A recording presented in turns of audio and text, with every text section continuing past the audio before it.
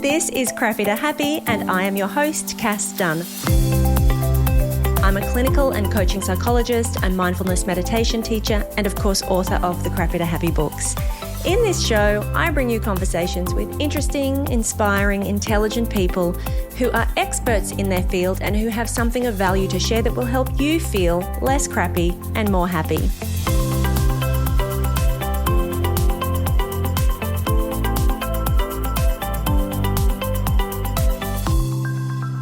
My guest today is Amie McNee. I heard of Amie when I was pitched from a publisher that she was writing a book about creativity, and the book is called We Need Your Art. Stop fucking around and make something. I took an interest. I checked her out online. I realized that she had a Substack, so I subscribed to her Substack, and then I started getting her email newsletters. This is why I love Substack. And when I received her first email, I didn't even get to the bottom of it before I had pressed reply and asked her if she would please come and be a guest on my podcast. So Amie's full bio is that she is an author, she is a speaker, and she's a creative coach. She started posting her art on Instagram and now has 500,000 followers. Some really big names are following Amie's Instagram. Amie runs a creative collective, and it only opens like once or twice a year, and it is open right now, only for a few more days. I'm going to put the link to that in my show notes. She has mentored thousands of creatives from all around the world. Something like 12 different countries are represented in her community. So if you are interested in that, make sure that you get on that. It's really affordable. But without any further ado, here is Amie McNee. Welcome, Amie, to Crappy to Happy. Cass, I'm so honoured to be here. I love that we get to be here in person. Two Aussies in London. It's where we belong. I love this. I know. I just need to say that I'm very excited for this conversation. My first studio podcast since 2020. So it is quite a special moment. And who would have thought it would be with an Aussie? So, Amie, you're all about art, creativity, living a creative life. My topic is not that, but I'm actually kind of amazed at how much your message and my message align, even though we're kind of talking about different things, perhaps. When we talk about art and creativity, for a lot of people, the default response is, I'm not an artist, I'm not creative, I'm not a creative person. Before we kick off this podcast, for anybody who's thinking, oh yeah, this isn't going to apply to me, can we start with you defining, what do you define as art and what is creativity? It's the perfect place to start, because otherwise we're going to get through this whole podcast and someone is going to be listening, and at the back of their head they're going to be like, but this doesn't apply to me. Exactly. And I'm going to look straight down the barrel of the camera and be like, this applies to you. So many of us, I think, we put the word artist on a pedestal. We even put the word creative on a pedestal, and we've been told it's even like it's elitist almost, that it's only for those with a certain education, or only those with a certain skill set, only those with a certain amount of free time. And so it's not for us. I think we also like associate artists with the fine arts, so like painting or... Exactly. Yeah. And when I talk about art, I'm talking about people who want to make stuff to connect with others. And that really does include most of us. Humans are here to create. We make stuff out of nothing. So this podcast, you are making this podcast and using your beautiful creative mind to make something to connect with people. It's an art form. You are an artist. And so I really want people to understand that this word is yours to claim. We haven't been told we're allowed to claim it, but it is ours to claim. You are going to be creating art all throughout your life without even realizing it. And it's our job to really make sure that we understand that this is a big part of our lives. And you said at the beginning, it's kind of, we're not talking about the same thing, but we are. Oh, we are. We are talking about the same thing. Our entire lives is a creative act. And then when we can understand that, I think we can squeeze the juice out of it a bit more and really lean into like the magic of what it is to be human. Yeah. Yeah, I love that. And I wanted to get that out up front as well, so that people just didn't think, oh, this is for those arty types. No. Yeah. The other thing about art and the thing that gets in the way, I guess, of people pursuing art is this idea that it is trivial, it's less important than the other serious things that we need to do in life. Amie, why is art so important? This was my biggest story. And I just felt so ashamed and embarrassed that I wanted to fill my life with art when art was maybe some decoration for the world, a nice to have, or lucky for some, you've got time to create, but not like an essential part of the human experience. But this, again, is a story we've been fed. And I think we've been fed it so that we don't create. Yeah. Because creative humans, we take up a lot of space, where we're loud, we're rebellious. So it's much, when we are told not to create, we stay compliant and small and obedient. So I want people to understand that the creative act, it's an act of rebellion, and it goes against a lot of our societal rules. It's not merely decoration for this world. It is a way of expressing ourselves. It's a way of taking up space. It's a way of creating political change. Like, our art can be used to do so many different things in the world. And there's a reason why we don't live in a culture that encourages it, because it's a powerful and potent method of change. Yeah. When you look at how we've developed culturally, a lot of it has happened through creations, through art, through film, through books. Our world changes as our art changes. And so we cannot sideline art. We cannot say that it is simply a trivial thing, something to do when you're a kid or something to do when you're retired. It is a method of change. It is a portal to change. And we need to understand the power of it and the importance of it. And it's a very serious act. It can be joyful and playful, of course, but it's a serious and important thing to do. As you were talking, I was just thinking about, I think you were in Australia during the COVID lockdowns. I was, yeah. Not back here in England. And I remember, even for those of us who don't directly work in the arts, it was such an eye-opening moment when the Australian government treated artists, that offered them so much less in terms of benefits and support compared to other industries. And by virtue of the fact that artists started speaking up about that, it really opened my eyes. I know that it opened my eyes and opened my mind to just the value of art in the world. It was like, well, while you're in lockdown, what are you doing? What are you doing? Are you watching Netflix? Are you reading a book? Are you, all of the, are you listening to a podcast? All of the things. I know. I'm so glad you brought that up. Exactly. I write about it actually in my book, We Need Your Art, because the Australian government just very openly said, you're not doing anything serious with the way that they compensated Aussie artists who were hit so hard, especially performing artists during COVID. And they were treated so poorly. And it was really like they were saying, oh, but you're just playing around with your piano. That's not real work. And I think this understanding that art is work is the cultural narrative that really needs to shift. Art is important work. And how ironic that they did it during COVID, when everyone's lifeline was art. When the only reason we were getting up each day and able to move through this extremely challenging time was because we were consuming art. Yeah. It was deeply ironic, but also incredibly eye-opening. And I think it's obvious that we don't live in a culture that understands how important the creative act is. Yeah. And I feel like it's a big part of what I'm doing. It's a big part of what this book does, is to convince everyone, especially those who have this calling towards the creative act, what you're doing is very important. And I need you to take yourself very seriously. Yeah. On an individual level, going back to, my job is all about well-being, and it's about health and happiness and mental health, physical health. And you make some very good points too in the book about the impact of art on your health and well-being and the positive impact it also has on communities. Do you mind just sharing that briefly before you go on? Yeah. It's so delicious. So a big part of this book is me making sure that when you finish the book, you are not going to have an excuse in the world to say that art isn't important or integral to your life. And so at the start, we really look at the research behind what the creative act is doing to our bodies, to our minds, and to our communities. And I don't know why we're not talking about the research more, because it is astounding, exciting, and just very blatant. When we do the creative act, and let me just preface this by saying, it doesn't have to be good art. It can be really crappy art. And it doesn't even have to be for that long. We see incredible physiological changes in our bodies, decline in inflammation, decline in pain. Just beautiful, beautiful studies that look at a range of different, basically methods in which art impacts our cells. It's so exciting. And when we think about, oh, what am I going to do to take care of my body? We're going straight to, okay, we've got to exercise. I've got to sleep well. I've got to do breath work. And no one's thinking, I've got to make some art. But it's just as powerful as those other modalities. Art should sit next to exercise when it comes to taking care of our bodies. It is a missing pillar in self-development.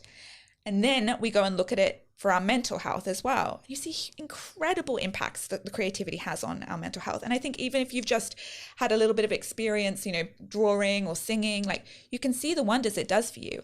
I've been having a few anxious days, and as I drove here to the studio, I just sang at the top of my voice in the car, and I felt my mind just like let go. And it's those small moments. We can see it in our lives. Art impacts our mental health. Yeah. But again, there's an abundance of research behind it that just looks at how, again, potent creativity is for our brains. And then I haven't even gotten onto community, which for me, for some reason, I really find the most exciting. When you bring creativity back to our communities, we see healthy communities. And when you rob communities of their culture, of their arts, we see dysfunctional communities. Yeah, interesting. And when we think about like everything that's going on in the world today, and we're like, I don't know what to do. Like people don't have education. Like we've got so many systemic problems. No one's thinking we need to bring the arts back. But I want that to start being part of the conversation. We need to start creating. It brings us together. It allows us to connect. It's such a vulnerable act to create. It's a vulnerable act to create this podcast. This is a community building thing. And you can see that. Yeah. When we share our art, we build community. And so it's these three-pronged. It heals communities, it heals our bodies, and it heals our minds. We need to start taking it more seriously. Yes. Amen. Little rant over. So having said all of that, and we will get to that vulnerability because I know that gets in people's way, you have managed, Amie, to make a living, to be a full-time creator, a full-time writer. And for a lot of people, that is the dream, but they don't think it's possible for them. I would love for you to share your story. Like, when did you first know that this is what you wanted to do, and what did you have to overcome to be able to make that a reality? Yeah. I know it's a big question. Yeah, it's a big, delicious question, though. One of my favorite things to talk about. I want to preface this conversation by saying you don't need to be a full-time artist to be a serious artist. And many of us don't thrive doing other creative act full-time. We love having like a plethora of different work in our lives, so we like having a more regular job to support our creative act. But for me, I just had this innate knowledge that I didn't want to do any other job other than make stuff. And it was such a strong feeling that I had pretty much immediately. I was like, in these regular jobs, I was in finance, I was in marketing. I was like, nah, this can't be it. And I had this, what I felt, very unreasonable desire for full-time creativity. I had a huge amount of shame about it. And the culture and the stories in our society was telling me that that was unreasonable, delusional, foolish. I actually shared yesterday a letter that I got from an author who had been watching me document my journey on Instagram, because I've been documenting my journey as trying to be a writer for over 10 years now. And she had very good intentions messaged me and basically just said, Amie, you're being ridiculous. This is not a life that basically anybody lives. And she laid out all the reasons why I shouldn't pursue this, that it should just be something I do on the side. And again, she did it with the best intentions. But it was incredibly disheartening and heartbreaking for me. And that was the message I got for a lot of that journey, is don't ask for too much. You want to be a full-time artist? Why are you asking for everything? Like, why do you think you can have it all? And I was like, I want it all. And getting comfortable with desiring a life that I loved was a huge journey for me. But it was very difficult. But I fought for this life of full-time artistry. And I'm so grateful that I did, because right now I'm living it and it is delightful. But it was a very big journey with my internal stories, and understanding that it wasn't too much to ask for, understanding that I wasn't being delusional, understanding that I wasn't being childlike. I just wanted to spend my life doing stuff that I loved, which was writing. Yeah. I just want to pick up on there. You said you started to share your art online. And you also said prior to that, creating is vulnerable, which it is. And particularly putting work out into the world and having it out there for people to potentially judge it or criticize it. And I think that pursuing anything creative does have that element of vulnerability which gets in people's way. I want to ask you, do you believe it is important to share your work, or is it okay to just create in private? Oh, Cass, it's a big question. I know. And I have a very instinctual answer, which is no, stop hoarding your work and just share it. Right. Stop pretending that, like, I think a lot of us, we make a very big deal out of sharing our art, and we think, oh my God, everyone's going to judge me, and it's going to be like this huge moment, and everyone's going to have all these thoughts about me. But sharing our art, like, first of all, no one gives that many craps about it, you know, and I think can be a very relieving thing when we realize that not everyone is monitoring out every step and every Instagram post. We're allowed to share and take up space, and people aren't going to be thinking about you in bed at night. But that also, it's a generous thing to do, to share your creative process and to be that vulnerable and that open. That being said, I think there are times when, of course, you can just keep art for yourself.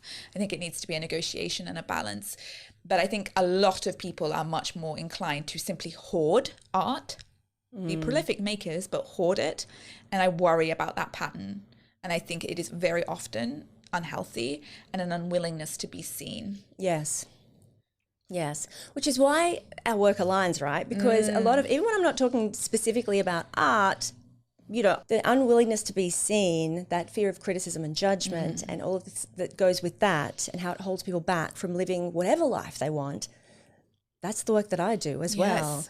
You mentioned that when you first started sharing your work on, like, your social media account, that you blocked all of your family so that you could just feel free to put yourself out there without the judgment of the people who have a preconceived idea of who you are. I love that. I was just going to ask you, like, for those people who are listening, like, that's a great one. Like, are there other things that you have done or you can suggest to help people to feel a little bit more, I don't know, to put some guardrails, I suppose, or to feel more comfortable stepping into sharing their art? Yes, this is such an important conversation, because I think when we say, please share your art, people are like, oh my God, like, that's such a big step. Yeah. But we're allowed to have safety precautions, and we should have safety precautions. We don't need to do the scariest version of everything, you know, like, we can take baby steps. In fact, this whole life is just a load of baby steps. And so, as you said, for me, when I started this Instagram account, I blocked every single person. I knew everyone. Like, the randoms from high school were done. Like, people from my primary school, you know, no one was seeing me, because I wanted to feel safe. And if I hadn't felt safe, I wouldn't have been able to share what I shared. So figure out who is holding you back from taking up space and see if you can protect yourself from them. And sometimes we can't do it. And sometimes we're just going to have to do the brave thing and understand that maybe you are going to be exposed in that way. But take the precautions that you need. I have many practices that support me if I move through something very vulnerable. So I think Brene Brown calls it a vulnerability hangover. Yes. So when I share something like a particularly vulnerable essay, I will make sure I'm not monitoring it afterwards. So I think a lot of people will share something, like share a piece of art online, and then like hyper monitor it, because we're hyper vigilant, because we don't feel safe. So I'll lock my phone in the car. I need like 2 hours off. I can't micromanage people's reaction to my creations. Me staring at how many people have liked it or not liked it, it's not going to help me. It's going to send me into fight or flight. So having a huge separation after I've shared something vulnerable, and really letting myself feel safe and calm, like doing a practice that my body feels safe in, whether that's just watching a comfort show, having a cup of tea, taking myself away from that space has been incredibly important for me. It's something I need to do more of, actually. I can feel that practice has kind of come away from me a little bit recently, and I've been so vulnerable recently because of my book coming out. But yeah, there are so many different ways to give ourselves the safety we need as we do brave things. And I think what you've got to ask yourself is, who or what is stopping me? Can I put a barrier there that would allow me to take up more space? Yeah. The other thing that happens on social media, particularly, is that for people who share, there is the judgment, and then there's the comparison trap. And you know, social media has really heightened that across the board, the comparison and the jealousy. And you talk about that as well. I would love for you to share, because you had a great one about jealousy and identifying who you were jealous of. I think this is so important. What did you do? Like, how can people use those feelings for good, I guess? And also, how do you step out of the comparison trap? There's two questions there, but sort of similar. It's a delicious topic. Am I allowed to throw questions back at you? Yeah. Like, what's your relationship with jealousy in particular? Because I think this is a topic, I think one of the big things that we need to do culturally when it comes to jealousy, especially in creative communities like ours, is we need to talk about it more openly. It's very taboo. Like, you're not allowed to talk about who you're jealous of, because that's an embarrassing thing to feel. But I like the idea that we could open up this conversation about jealousy and see it as not like this toxic, like something to be ashamed of, but to understand that jealousy is a very natural part of being a human being. Like I do find myself in having these spurs of jealousy all the time. And which is why in the book I like wrote down everyone I've ever been jealous of. And I'm like, let's just bring it out into the open and talk about this. Because I think when things are hidden and we don't talk about them, they fester. Yeah. What is your relationship with jealousy? It has changed over time, I think, similar to you, because I think jealousy was kind of a shameful thing. You would never talk about it because it feels petty and mean, and we're supposed to support each other, and we're supposed to, you know, be happy for other people's success, even though it's really hard, because really deep down you think they don't really deserve that, and I'm actually better than that, and all those little you know, so it's not nice, it's not pleasant. And I guess I have come to a point of, you know, I guess accepting that's part of the human condition. And it doesn't make me a bad person. But also the key something that I have said before in this podcast is like, sometimes jealousy is an indication that you want what they have, but you don't think you can have it. Some part of you feels like you can't have what they have. Because if you saw them doing that and you thought fully 100% felt that you could have that, there wouldn't be so much jealousy. Interesting. There's like a gap between like what they have and what you think you deserve. And so if you can use that to identify, first of all, well, what is it that they have that you want, but also what needs to be explored in you that makes you think that you can't have that. I think I love that. And I just think jealousy is like, it's untapped. It's such a fascinating emotion that I think can reveal a lot for us, but we're so ashamed of it, we just shut it off immediately. As I launched this book, I've obviously been watching a lot of other book launches that are going on simultaneously, and I felt a lot of jealousy arrive, and it's been like this incredible well of like self-development for me. I mean, Dr. Chatterjee, Mel Robbins, they've both had books out around the same time. I've been watching their tours and being like, oh my God, why doesn't Amie have that? You know, and that's so interesting. And then just allowing myself the grace to not beat myself up about that, but just to ask myself questions about what's going on behind that. You know, Amie, do you not feel as supported as them? Like, Amie, do you not feel like you can have what they have? Like, Amie, do you need what they have? Amie, do you actually even want what they have? Yes. You know, these are great questions to ask. Do you just feel like you should have what they have? It's so delicious, but I think we have to take away the shame before it becomes delicious. Yes. So I think having these conversations about jealousy and like who we're seeing and who we're comparing ourselves to is really important, because once it's out in the open, I think we can start like digging around in it and understanding it better. To me, jealousy is a roadmap and a way for me to access and work with myself. And again, you know, whether you identify as an artist or not, that's just so useful no matter in life, just 100%. across the board.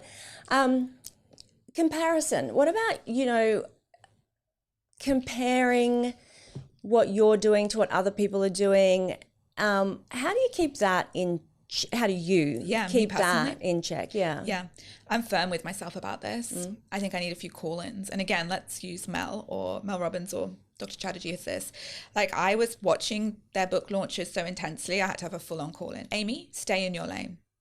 Stay in your lane. You have such important work to do. You are so needed. You are a one-time phenomenon in this universe. You are so unique. I love that. Like, it's just constant self-coaching. Stop looking over there. This has nothing to do with you. And like, just keep on coming back to my work, my creation. I think a salve for a constant feeling of needing to compare is focus on the creation. Like, what are you doing? Like, make. Like, look at, like, I think that constant need to look to the side is healed when we get really obsessed with whatever we're doing in our laps. So when I'm worried about or comparing myself to Mel Robbins's beautiful book tour, I come home, I focus on the books I'm writing, I focus on my own book tour, I focus on my community. And this is so positive and so what I have control over, and it delights me, and I'm in my own lane, you know? Yeah. I think what you said about, I can't remember your exact words, but what came to my mind was this, like, being of service. Like, how can I serve? Forget that. what am I doing to contribute? Exactly. Exactly. And when we create, we contribute. And so I think it's really pulling myself back to process rather than the constant looking either side, and being compassionate with that version of myself. You know, this is such a vulnerable time. Of course, oh, what are they doing? Oh, how have the publishers supported them? Or I wonder if I could do as good as them. That's okay.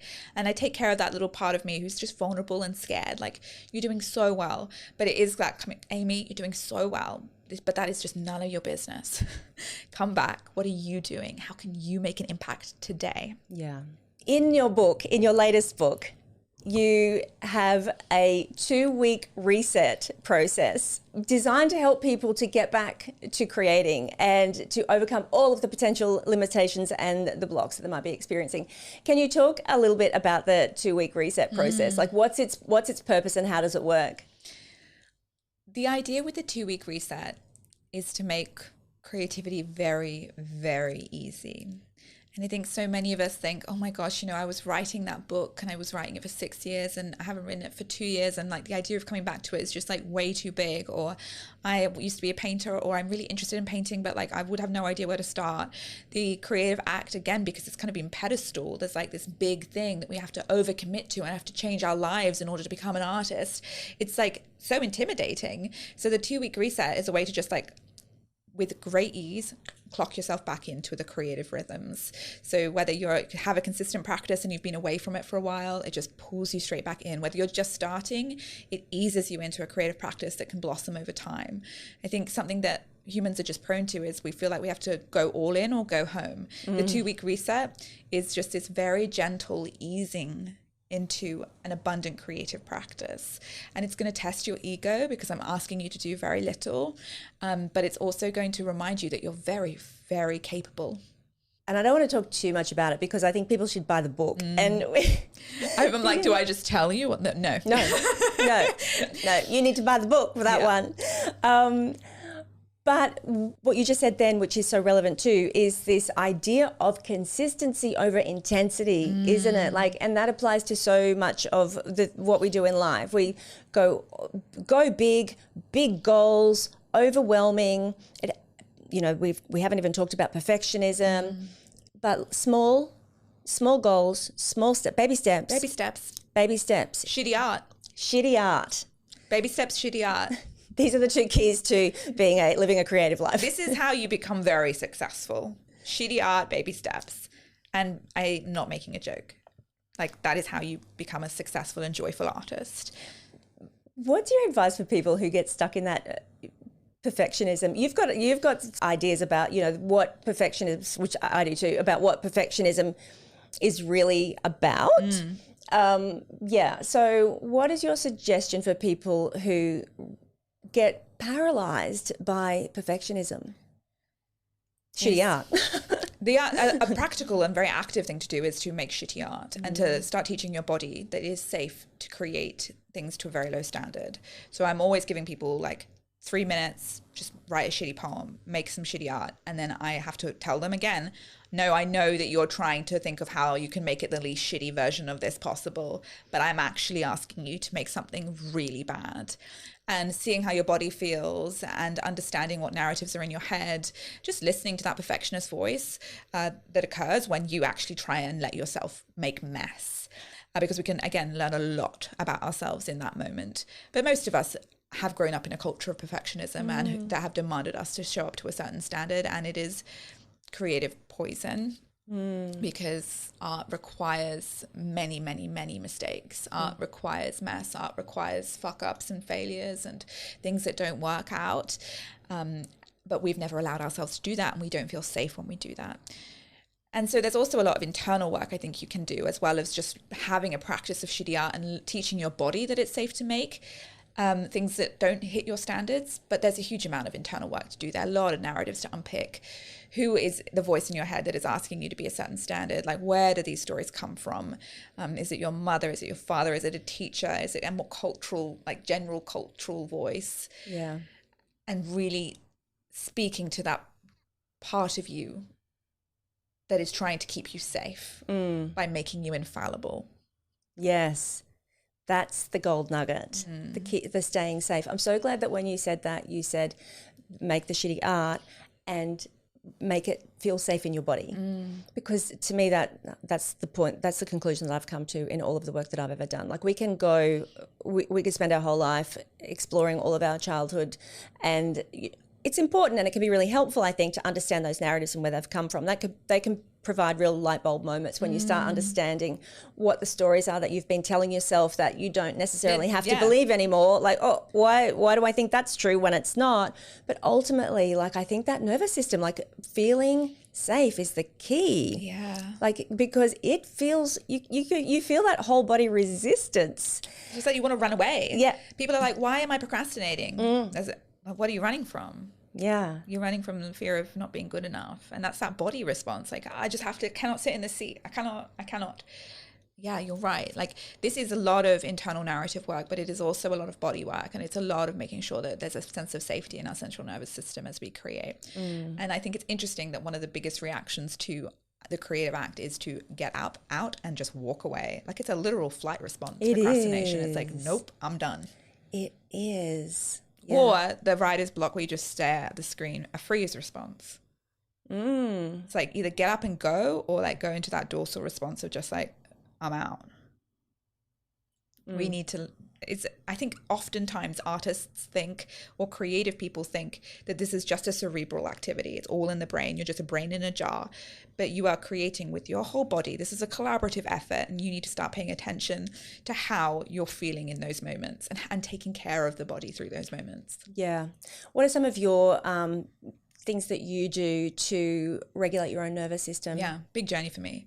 I've got anxiety and OCD and a history of depression, and I have a very sensitive nervous system. So there's a huge amount of work for me there. A lot of breathing. I do a lot of yoga nidras during the day. So like almost like, how would you describe a yoga nidra? It's like a sleep meditation almost, or it's like a non-rest deep sleep meditation, trying to bring my body back into a restorative state, because I'm so easily moved into that fight or flight. A lot of the time I'm just excited by my work, but I'm so often up here, like beyond that kind of window of tolerance that I have. So there's a lot of me just kind of trying to bring myself back down. I have a lot of walking practices, a lot of exercise, movement practices. Most of my day is just me trying to regulate my body while also making art. It's like a full-time job. Singing, making, moving, creating, making mess. Yeah. I have a lot of protocols that I have to go to because I have such a sensitive body. This is so important though. I can't do my creative work without having to cooperate with this very sensitive nervous system. Right. And I've said this once, and it was actually very controversial, and I didn't realize it was going to be, but I said, you can't create with a dysregulated nervous system. And it got a lot of, and I understand where people were coming from, but people were very triggered by this sentence because a lot of people use art to get out of the dysregulation. So for me saying you can't create with dysregulated nervous system, they were thinking, you've just robbed me of my salve. Right. And that's not what I was trying to say. I think for me, when I think about dysregulated nervous system, like I can't make stuff when I'm having a panic attack. No. You know, I think I was kind of thinking about that real top, like when you're fully dysregulated, like the creative mind is not present. Yeah. And the creativity is a beautiful tool to slowly get yourself back into a regulated state. But I think when you're really dysregulated, you're not here to make stuff, you're here to survive. There's no creative act there. And so we need to make sure that we do have methods to come down from up there, or to come up from that dorsal state into a place where we're able to make stuff. Yeah. See what I said? I was right when I said our work aligns so much. I just had one other thing I meant to ask you earlier, and that was when you first published your book, you self-published. Yeah. And for many people, whether it still exists to the degree that it has in the past, I don't know. But for the longest time, there has been this. Well, it's real publishing. Like you're a real author if you get picked up and you get a book deal and you get picked up by a publishing house. Self-published. Nice, isn't it? Well done. Yeah. Yeah. I would love to know, having had that experience, what are your thoughts on that, on self-publishing? How did that serve you? What did you learn? What's your recommendation to artists about potentially self-publishing? Self-publishing was the best business decision of my life. It was the best professional decision of my life. It was the best decision for my mental health. It was the best decision for me on my own journey of self-development. It is the reason why I'm here today. And it is the reason why I am so confident and so I'm my own biggest fan because of self-publishing.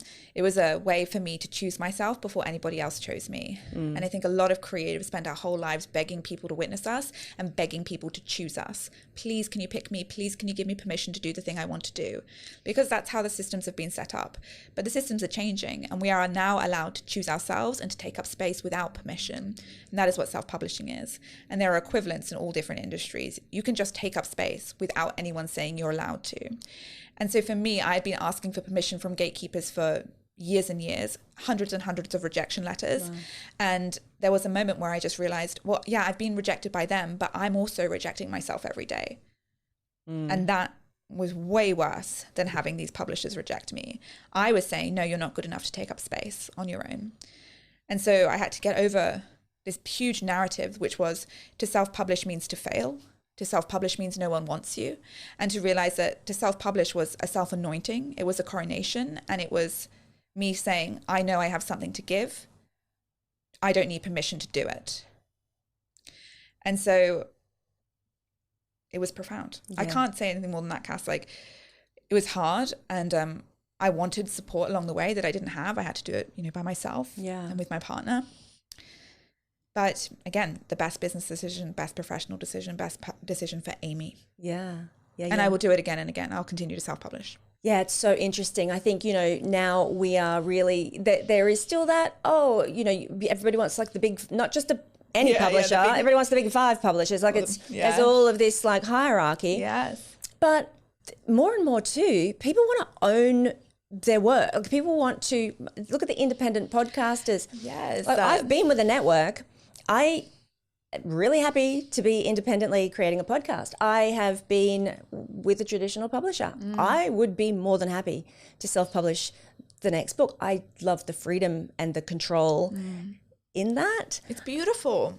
Yeah, I think that story needs to shift, that self-publishing is somehow... It's getting there slowly. Yeah, that's what I thought. Yeah. It is getting there slowly. And we're seeing a lot of the big authors now move back to self-publishing, which is very, very cool and gives us a lot of permission. We have Brandon Sanderson, who's like the biggest fantasy author of our time. He's just gone back to self-publishing and he self-funded, he crowdfunded his last wow. I don't know how many novels it was, 6 novels. And he raised millions of dollars. Really? People just wanted his books. So it is an exciting space and we are changing that narrative, but there is still a huge amount of snobbery around it. But the truth is I think it's the most creative way to take up space because you have so much creative control. Having now moved through traditional publishing and self-publishing, there's just so much more flexibility when you do it yourself. And there is, I was going to say there is more work. There isn't. There's just as much work for both traditional publishing and self-publishing. There's a huge narrative that traditional publishing, they'll take away so much of the load. It's a myth, I think.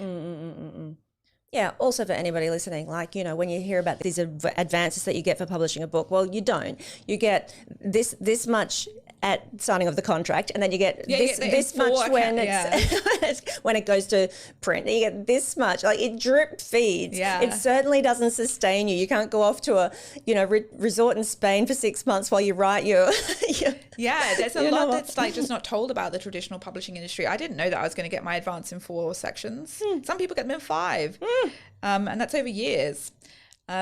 And I think with royalties as well for self-publishing, we're still navigating really big shitty systems with Amazon and stuff if you choose to go through Amazon, which I did. And it is I have huge issues with that industry. Yeah. But your royalties are going to be so much better. You're not trying to earn out your advance. My fiction that I self-published, just trickles in and is a really consistent form of income for me. And it would have never been that way had I gone through a traditional publisher. In fact, my latest historical fiction book's just been bought by a trad pub, and it'll be very interesting to see just financially how different that does. Yeah, very interesting. Very interesting, yeah. It's going to be very curious. Amie, I'm conscious of time. What is your one message that you would like to share with anybody who is listening, who is called to a creative life? I'm just going to go straight for the title of my book. Yes. We need your art. And I know it's very easy to say, no, you actually don't need my art. I don't have anything good to say, or what's the point, or no one listens to me. We need your art. You have something incredibly unique to say. You are a one-time phenomenon in this universe. You have never been seen before in the history of humanity, and you will never be seen again. And it is worth your precious short time on earth to create things. They will impact people. They will change lives. Please start taking up space. Please start giving yourself the respect you deserve. You have something important to say. I love it. Thank you, Amie. And where can people, I will put it in the show notes, but for people who want to connect with you, where should they go? Where should they look? Oh, tell me about your community, your collective, because people might want to jump on that as well. Yeah. So I have a creative community called the Inspired Collective, and that's going to be opening up in March 2025. So it only opens up twice a year, but they're my family. I see them every week on Sundays. We either do a masterclass on a creative topic, or we just create together and we just make stuff together, and we alternate between those two things. I speak to them all throughout the week. We are family. And I think when we do something as brave as making art, we need family, especially because a lot of people have just committed to misunderstanding what creative people are up to, because we're doing brave things. We're doing things out of the box. And a lot of people are going to be like, okay, like they're just not going to understand what you're doing with your life. So you need community around you who are going to respect your wild ideas and who are going to egg you on, and who are going to champion you as you do brave art.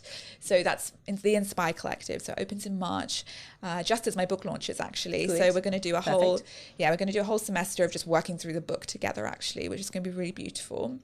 But if you want to find me on Instagram, I'm at Inspired to Write.